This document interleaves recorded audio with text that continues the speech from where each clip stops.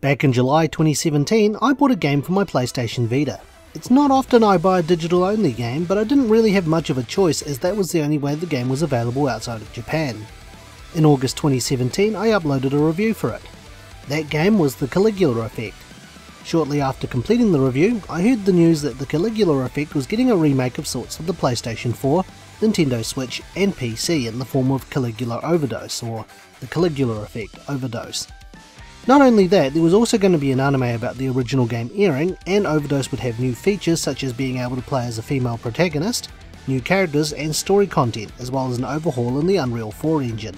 For transparency, the version of the game I'm reviewing is the PlayStation 4 Asia release, which has English text.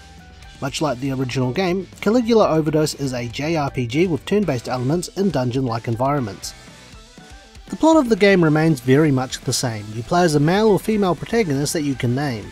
The male protagonist now has an official canon name of Ritsu Shikishima, but as a homage to the original review, I decided to stick with the name I gave him in that. You, alongside many other characters, are trapped in a virtual space named Mobius by Mew, a virtual vocal program or virtual doll. In this world, the characters live their lives as high school students in the perfect environment. Once they reach graduation age, they repeat their lives by becoming first years again. During the start of a new year, your character realises that things aren't what they seem and wants out.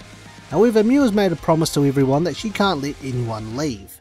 After meeting Aria, another virtual doll, and being chased by some of Mew's fans, a fellow student named Shogo Satake saves you. Shortly afterwards, Aria grants you a mysterious power so that you can fight against these corrupted enemies, and Shogo would then invite you to join the Go Home Club, a group of students who have also discovered that the world they're living in is a fake, and are looking for a way out. Thus your journey to Go Home begins. Standing in your way are the Ostinato Musicians, a group of people wanting to stop you from going home and to retain the fake life Mobius offers. Caligula Overdose expands on this as the game introduces two characters to the Go Home Club and the Ostinato Musicians respectively. The game also gives you the opportunity to join the Ostinato Musicians so you can see both sides of the story while acting as a double agent by spying on the Go Home Club's activities. As I mentioned in the original review, the scenario for this game was written by the guy who handled the story for Persona and both versions of Persona 2, and the game tackles a lot of social problems. But is the game any good? Find out in The Good. The game's imaginary chain system got quite the overhaul. In Caligula Overdose, you battle by selecting moves for your characters to perform. As you're selecting moves, you see a simulation based on how the opponent is going to react and what effects your move will have against them. The results aren't guaranteed, and the system assumes the best case scenario, so there's still room for error or the chances of your attack missing. As you pick out moves for your characters, they will appear at a timeline at the top of the screen. You have the ability to adjust the timing of your attacks so you can coordinate them with your allies or prevent the enemies from dealing damage to you. The risk break system is still present, where attacks will increase an enemy's risk level. Once they hit a high enough level, they'll enter a risk break state, which is helpful for increasing your combo, though the experience bonus from having a high combo level in the original game isn't present anymore. Another feature Overdose adds in is the stress meter, a gauge which fills as you deal damage or take damage. Once that bar fills, you gain access to an ultimate attack which you can use to deal heavy damage to an opponent. The visuals of the updated battle system is a welcome change, and it eliminates the slowdown issues present in the Vita version. It also addressed an issue I had with the original game about enemies not giving you a good opportunity to avoid attacks, the level scaling, and enemies choosing whether to join the battle or not. If an enemy stumbles into the battle area, they'll automatically join in. Enemy HP is fairer, and fighting higher level enemies penalises your accuracy instead of giving the enemy triple the HP and stupidly high stats.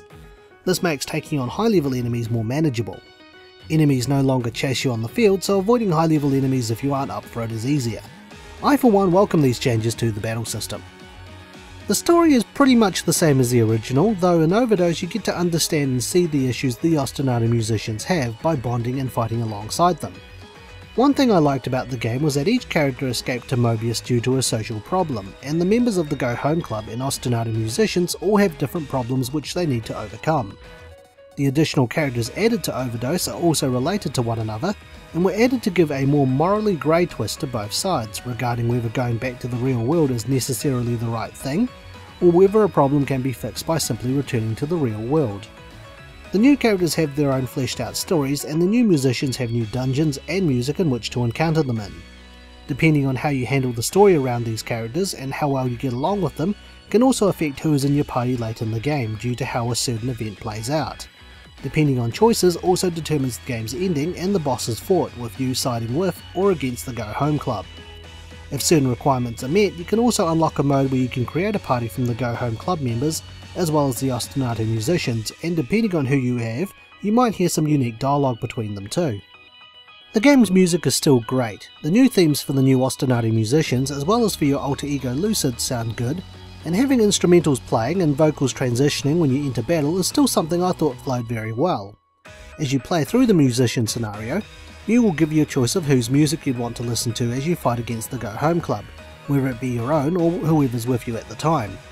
Other than that, I think I've squared off what I enjoyed about the game, so let's look at what wasn't so good with the bad. One thing they didn't really fix up in the game was the interactions with the characters through Wire, which itself is a parody of the instant messaging app Line. The conversations are still useless, whether it's with fellow Go Home Club members, Ostinati musicians or random students, and you still feel awkward asking people about things. Especially that weird question we ask people if they're familiar with asparagus.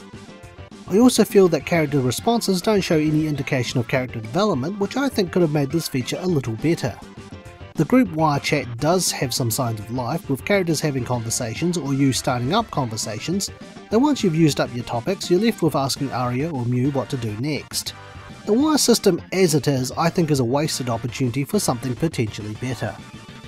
One of the main features that Caligula boasted was the amount of playable characters, with just about every NPC being a potential party member. Unfortunately, this is only skin deep, and NPCs tend to share generic and repeating appearances, dialogue, similar issues, and use the same weapons and skills as the Go Home Club members. By solving their traumas you get stat increases and passive skills which you can equip, and harder to approach NPCs may be available to talk to. NPCs I found were only good for solving their traumas, and then they can be discarded as they serve no other purpose. On the plus side, if you do battle with them and they level up, you can benefit from allocating the skill points to other characters, as skill points are collectively pooled and not restricted to just one character. The trauma for the students in one class in particular only wanted to eat lunch with one of the Go Home Club members. Finding certain students can also be a nightmare given the amount of locations and people wandering around there. Once you've spoken with them though, you can get them to appear at the entrance to places. Other than that, there's nothing else I want to talk about here, so let's move on to the opinion. I liked Caligula Overdose a lot more than the original game. The added content that Overdose brings to the table has remedied some issues I had with the original and made the game more interesting in the story department. The overhauled battle system fixed up slowdown and frame rate issues of the original, and the music is still great to listen to. Sadly, the messaging feature of the game hasn't really improved, and NPCs that you can recruit all look and talk the same. You can also tell that some of the visuals and models have been upscaled from the Vita version and look quite ugly, but overall Caligula Overdose has come a long way and is a definite improvement. I still recommend the game if you happen to enjoy the Persona games, as it tends to tackle social issues, or even just as another JRPG for anyone into them. So with that, it's time for my rating. I would give Caligula Overdose some asparagus out of 10. Are you familiar with asparagus? Thanks for watching, and stay tuned for the next Infinite Backlog review.